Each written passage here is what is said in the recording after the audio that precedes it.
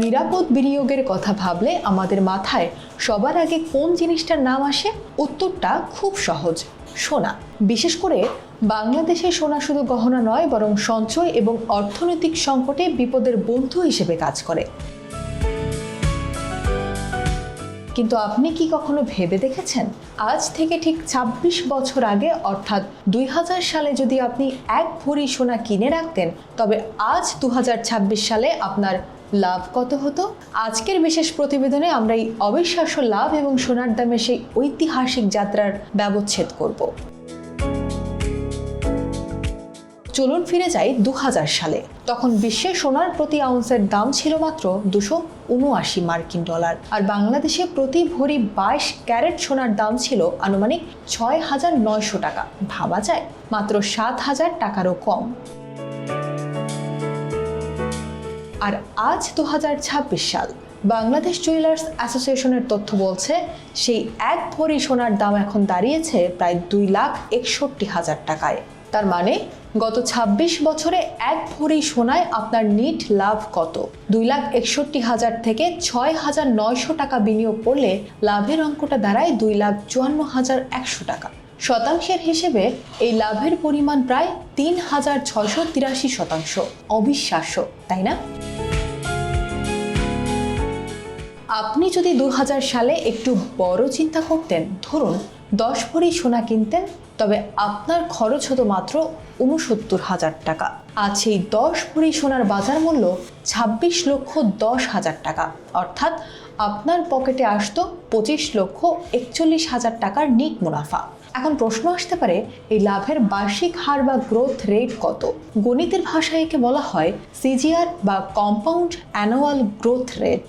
সূত্র অনুযায়ী হিসাব করলে দেখা যায় প্রতি বছর সোনার দাম গড়ে প্রায় ১৫% হারে বেড়েছে।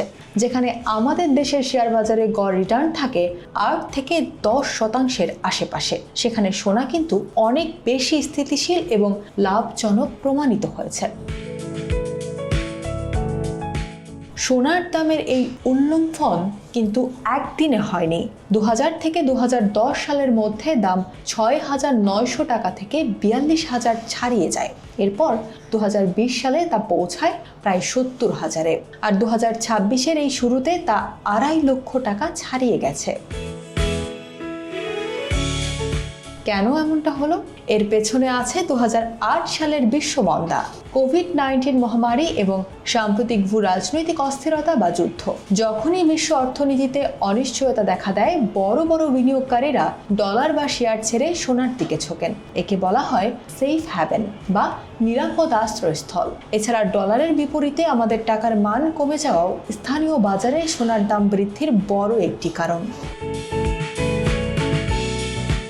তবে মুদ্রার উল্টো পিঠও আছে। সোনা যেমন লাভ দেয়, তেমনি এতে ঝুঁকিও আছে। খেয়াল করলে দেখবেন ২০২৬ সালের জানুয়ারিতে সোনার দাম ২,৮৬,০০০ টাকায় উঠেছিল, যা পরে কিছুটা কমে ২,৬১,০০০-এ নেমেছে, অর্থাৎ স্বল্প মেয়াদে দাম উঠানামা করে। তাই সোনা কোনো কুইক রিচ স্কিম বা রাতারাতি বড়লোক হওয়ার মাধ্যম নয়, এটি মূলত দীর্ঘমেয়াদী সঞ্চয়ের সেরা উপায়। পরিশেষে বলা যায়, ২০০০ সালে যারা সোনা কিনেছিলেন, আজ তারা ৩,৬৮৩% রিটার্ন নিয়ে বিজয়ের হাসি হাসছেন। ভবিষ্যৎ দামের পূর্বাভাস দেওয়া কঠিন হলেও ইতিহাস বলছে সোনা কখনোই আপনাকে খালি হাতে ফেরাবে না। তবে বিনিয়োগের আগে অবশ্যই বাজার পর্যবেক্ষণ করবেন এবং বিশেষজ্ঞদের পরামর্শ নেবেন। সোনা নিয়ে আপনাদের কোনো ব্যক্তিগত অভিজ্ঞতা আছে কি? আপনার কি মনে হয় সামনে দাম আরও বাড়বে? কমেন্টে আমাদের জানান। আজ এই পর্যন্তই, ভালো থাকবেন।